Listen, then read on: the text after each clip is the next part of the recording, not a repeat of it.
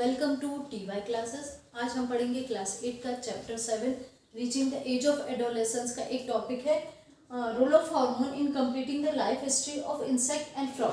तो जिस तरीके से हायर लेवल के जो ऑर्गेनिजम्स होते हैं उनके अंदर हार्मोन्स का फंक्शन रहता है, दैट मीन्स ये क्या करते हैं, प्यूबर्टी और एडोलेसेंस के लिए रिस्पॉन्सिबल होते हैं। ठीक उसी तरह स्मॉलर ऑर्गेनिजम्स में भी क्या होता है कि कुछ हार्मोन्स जो होते हैं वो ग्रोथ के लिए रेस्पॉन्सिबल होते हैं। जो यहाँ जो है हम क्या देखेंगे, इंसेक्ट और फ्रॉग के केस में बात करेंगे।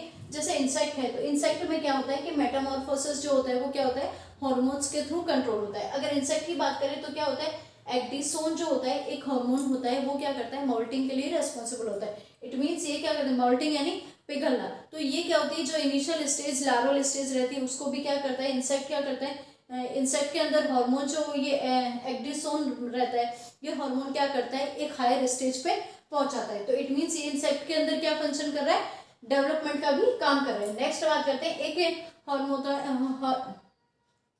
होता है जुवेनाइल हार्मोन, जैसे शॉर्ट फॉर्म में JH पढ़ते हैं। ये क्या करता है कि इंसेक्ट को लार्वल स्टेज में जब तक कंप्लीट डेवलपमेंट नहीं हो जाए तब तक इंसेक्ट को लार्वल स्टेज में रखने के लिए रिस्पॉन्सिबल होता है। इट मीन्स जुवेनाइल हार्मोन क्या कर रहा है कि एक पर्टिकुलर टाइम के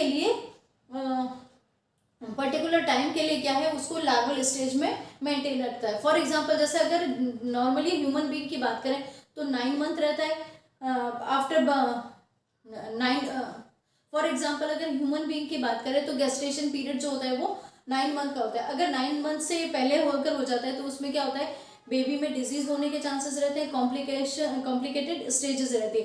ठीक उसी तरह इंसेक्ट में भी क्या होता है कि ये जो हार्मोन होता है वो क्या करता है, इसके एक पर्टिकुलर टाइम तक जो है वो क्या है, जुवेनाइल स्टेज रखता है, ताकि ठीक उसी तरह ये जुवेनाइल हार्मोन क्या करता है, एक पर्टिकुलर टाइम तक इंसेक्ट के अंदर इंसेक्ट को लार्वल स्टेज में रखता है ताकि प्रॉपर ग्रोथ हो सके। अब बात करते हैं हम फ्रॉग की। तो फ्रॉग में भी क्या होता है कि ये फ्रॉग टेडपोल स्टेज में इनिशियल स्टेज में रहता है। उसके बाद क्या होता है, उसकी बॉडी में चेंजेस आते हैं, अंदर मेटाबॉलिक चेंजेस आते हैं। तो ये चेंजेस से क्या है, वो टेरेस्ट्रियल फ्रॉग में कन्वर्ट होता है।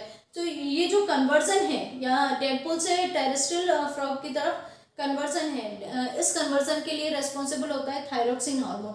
ये थायरोक्सिन हार्मोन क्या है, as usual thyroid gland secrete करती है और ये क्या करता है कि बॉडी मेटामॉर्फोसिस के लिए रेस्पॉन्सिबल होता है। अब इस थायरोक्सिन के लिए आयोडीन की क्वांटिटी एक्सेस में रिक्वायरमेंट रहती है।